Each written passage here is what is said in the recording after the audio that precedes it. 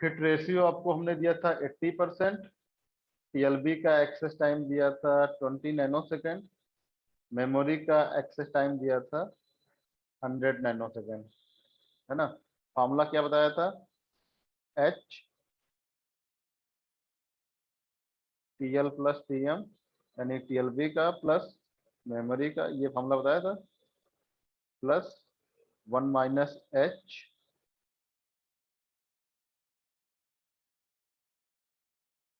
TL plus 2 times TM, ये बताया था फॉर्मूला आपको हमने। ठीक है, वैल्यू पुटअप करो इसमें। एच की वैल्यू कितनी होगी, 0.8, जस्ट 0.8। टीएल की वैल्यू कितनी दे रखी है, 20। टीएम की कितनी दे रखी है, 100। ये तो हो गया उस केस में जब डेटा आपका टीएलबी में मिल जाएगा, plus 1 minus H. 1 minus H की वैल्यू कितनी होगी, 1 माइनस एच में कितनी होगी, 0.2। भाई 1 माइनस 0.8 करोगे तो 0.2 ही तो आएगा ना। प्लस टीएल, टीएल कितना है, 20, प्लस टीएम, टीएम 2 बार है यानी कितना जाएगा, 200। तो ये कितना हो गया, 0.8 इंटू 20 प्लस 100, हाँ 20 प्लस 100, 120, प्लस ये कितना है, 0.2 इंटू ये कितना है, 200 प्लस 20, यानी कितना जाएगा, 220। अब अगर इस छोटे से कैलकुलेशन में अगर आपको इतना टाइम लगा है, देन आई एम सॉरी कि मतलब आप मैथमेटिक्स से थोड़ा काम करो। ये कितना होगा, 12 into 8 96। ये कितना होगा, 22 2 44, 6 4 0 9 4 13 114 140 140 विल बी आंसर। हाउ, इसने क्या क्या कैलकुलेट किया भाई, 48 92 140, 48 और 92 कैसे आ गए भाई, मतलब कहाँ चलेगी आप लोग की मैथमेटिक्स जो है। अगर इतनी पुअर मैथमेटिक्स है तो फिर बीटेक कैसे कंप्लीट करोगे तुम लोग।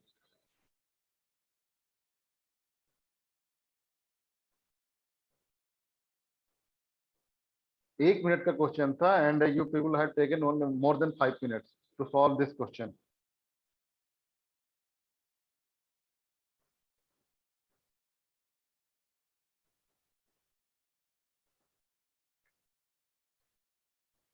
प्रैक्टिस करो, ऐसे काम नहीं हो पाएगा। अगर यही हालत रहा तो तुम लोग के जो है प्लेसमेंट में भी ना कटवा दोगे हम लोग की जो है, एप्टीट्यूड ही नहीं निकाल पाओगे अगर इस तरीके से काम करोगे तो। आधे घंटे में 20 से 25 क्वेश्चन करने होते हैं एप्टीट्यूड के। अगर ये स्पीड तुम्हारी रहेगी तो कैसे काम चलेगा भाई।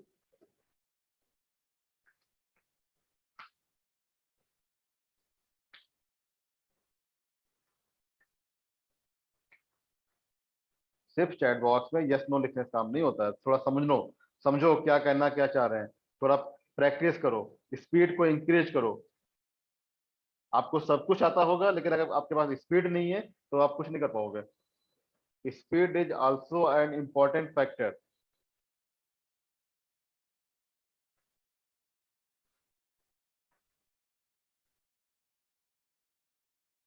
चलो खैर, नेक्स्ट टॉपिक इज सेगमेंटेशन।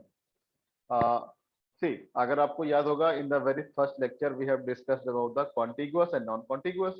तो नॉन कॉन्टिगुअस में हमने पेजिंग और सेगमेंटेशन दो टेक्निक्स पढ़नी है हमें। तो पेजिंग तो हमने पढ़ ली क्या होता है। नाउ और नेक्स्ट टेक्निक इज सेगमेंटेशन। तो जस्ट लाइक अ पेजिंग, सेगमेंटेशन भी हमारा वैसे ही लगभग कुछ है। तो इसमें होता क्या है, आप देखोगे सीपीयू जनरेट्स लॉजिकल एड्रेस, जैसे पेजिंग में जनरेट कर रहा था वैसे सीपीयू ने यहाँ भी लॉजिकल एड्रेस जनरेट किया। Now that logical address consist of page number and page offset. Here in segmentation this logical address contains two entries again, segment number and the segment offset. ध्यान देना, segment number and a segment offset, and this segment number works as an index for the segment table. उसमें क्या थी, page table थी, यहाँ पर क्या segment table है, right. CPU generates logical address that consists of two parts, segment number and a segment offset. This segment number works as an index for the segment table, and segment table contains here two entries. One is the limit of the segment, limit का मतलब होता है length of the segment, and a base address. मैं इसको थोड़ा सा आपको explain करना चाहूंगा. इसमें ये होता है कि मान लो ये मेरी मेमोरी है, ये हमारे सेगमेंट्स हैं 1 2 3. तो यहाँ पर तो जो सेगमेंट के नंबर है ये तो हमारा एस की वैल्यू हो गई कि भाई ये सेगमेंट नंबर्स हो गए. ये जो लिमिट लिखा है, लिमिट का मतलब ये होता है जैसे मान लो ये सेगमेंट मेरा 100 से स्टार्ट हुआ, तो जहां से स्टार्ट होगा वो मेरा हो जाएगा बेस, यानी ये हमारी वैल्यू हो जाएगी बेस की. और ये जो लिमिट होती है, ये लिमिट होता है इस सेगमेंट की लेंथ. मान लो ये मेरा 500 तक गया, ठीक है, तो इसकी जो लेंथ होगी वो इसकी जो लिमिट होगी वो कितनी होगी, 400 की. तो इसकी लिमिट हो जाएगी 400 की. अच्छा, और एक चीज देखो यहाँ पर, जब भी कभी कोई सेगमेंट, जब भी कभी कोई प्रोसेस इस सेगमेंट में जाएगा, तो उसकी जो वैल्यू है वो 100 से 500 के बीच में ही होनी चाहिए. भाई अगर मान लो उसकी वैल्यू 600 है, तो ये सेगमेंट नंबर 1 में थोड़ी ना आएगा. तो अगर कोई भी वैल्यू जो सेगमेंट नंबर 1 में जाएगी, तो वो क्या होगा, इसकी जो लिमिट है उस लिमिट के अंदर होना चाहिए, तभी तो इस सेगमेंट में आएगा. इसीलिए क्या करते हैं, यहाँ पर हम लिमिट को सेगमेंट के ऑफसेट से कंपेयर करते हैं. If limit is less than segment offset, sorry मैंने उल्टा बोल दिया, offset is less than limit, then क्या करते हैं, उस ऑफसेट को बेस में ऐड करके फिजिकल मेमोरी में मैप कर देंगे. अदरवाइज क्या होगा, ट्रैप जनरेट हो जाता है. कैसे, देखो मैं फॉर एग्जांपल मैं इसी केस की बात कर लेता हूं, थोड़ा सा डायग्राम को ऐसे कर देता हूं. ठीक है, ये मान लो मेरा 500 हो गया, ये 700 हो गया, ये 1000 हो गया, ऐसे मेरी मेमोरी बनी हुई है. ठीक है, तो अब आप देखो कि सेगमेंट नंबर 1 की लिमिट कितनी होगी, क्लास सेगमेंट नंबर 1 की लिमिट कितनी है, उसका बेस कितना है 100, स्टार्टिंग 100 है एंड 500 है, तो लिमिट कितनी हुई, 400 की हुई उसकी. सिमिलरली सेगमेंट नंबर 2 की अगर हम बात करें, तो इसका बेस कितना है 500 स्टार्टिंग एड्रेस, और इसकी एंड कितना है 700 पे, तो इसकी लिमिट कितनी होगी 200 की. अगर सेगमेंट नंबर 3 की हम बात करें, तो इसका स्टार्टिंग बेस कितना है 700, लिमिट कितनी है 1000 की, तो इसकी लिमिट कितनी होगी 300 की. ठीक है, now if I check, suppose कोई प्रोसेस आया, मान लो 720 7230, ये मान लो लॉजिकल एड्रेस है. तो अगेन यहां पर क्या होता है, जो फर्स्ट डिजिट होता है that indicates the segment number, and remaining all the value indicates the segment offset. तो हमने अपने एग्जांपल में सेगमेंट नंबर 7 का कोई एग्जांपल तो लिया नहीं है, तो हम क्या करते हैं, इसको थोड़ा सा चेंज कर देते हैं, इसको हम कर देते हैं 1, यानी कि जो वैल्यू थी 1230 थी, राइट. तो अब 1230 में जो फर्स्ट डिजिट हो गई that denote the segment number, और रिमेनिंग क्या करेगा, सेगमेंट ऑफसेट को डिनोट करेगा. तो अब हम ये कह रहे हैं कि सेगमेंट नंबर 1 में 230 देखना है. तो अब देखो क्या इसकी जो 230 लिमिट से कम है कि नहीं है. भाई सेगमेंट नंबर 1 की लेंथ लिमिट कितनी है 400 की. Yes, 230 is less then the 400, तो क्या होगा, ये वैल्यू इस वाले सेगमेंट में मैप हो जाएगी. अगर यहीं पर लिखा होता 1600, यहाँ पर इसके बजाय 1230 के बजाय ऐसा होता 1600, तो अब क्या होता, again segment number 1, segment number 1 में ऑफसेट कितना है 600, क्या 600 बेस जो उसकी लिमिट है 400 से लेस है, नहीं है. तो अगर हम इसमें ऑफसेट में ऐड कर दें, तो ऑफसेट में जैसे ऐड करें क्या होगा, ऑफसेट का बेस एड्रेस कितना है 100, ऑफसेट कितना है 600, यानी कितना जाएगा 700. और क्या 700 की वैल्यू सेगमेंट नंबर 1 में जा सकती है, बिल्कुल नहीं जाएगी, बिकॉज सेगमेंट नंबर 1 में स्टार्टिंग एड्रेस 100 है और लास्ट एड्रेस 500 है, यानी 100 से 500 के बीच की वैल्यू यहाँ रहेगी, और जबकि वैल्यू कितनी आ रही 700. इसलिए इसमें क्या होगा, सिंपल क्या मतलब क्या होता है, एक ट्रैप जनरेट हो रहा है, और ट्रैप का मतलब क्या होता है, इलीगल एक्सेस ऑफ मेमोरी, यानी प्रोसेस को जो एरिया एलोकेटेड नहीं है उस एरिया को एक्सेस करना चाह रहा है। भाई 700 सेगमेंट नंबर 1 को कहाँ लोकेटेड है? सेगमेंट नंबर 1 को कितना एरिया है? 100 से 500 तक का है। और अगर मैं इस 1600 को अलोकेट कर रहा हूं, then it will take the allocation up to 700. So it will be what? It will be simply illegal access of memory.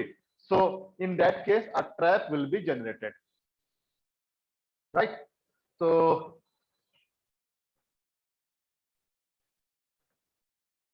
मैं इसका थोड़ा सा स्टेटमेंट पढ़ देता हूँ कैसे, अगर एग्जाम में, हालांकि खैर ऑब्जेक्टिव होना है तो थ्योरेटिकल होना ही नहीं है, कैसे इसको लिखना होता अगर लिखा जाता तो। Basically logical address consist of two parts, segment number and segment offset. Segment number is used as an index into the segment table. Offset D must be between 0 and the segment limit. The offset, and if the offset is legal, then it is added to the segment base and mapped onto the physical memory. If offset is not legal, then simply a trap message will be generated. इतना काम होगा segment table में, segmentation में। Clear? Now class, mark your attendance.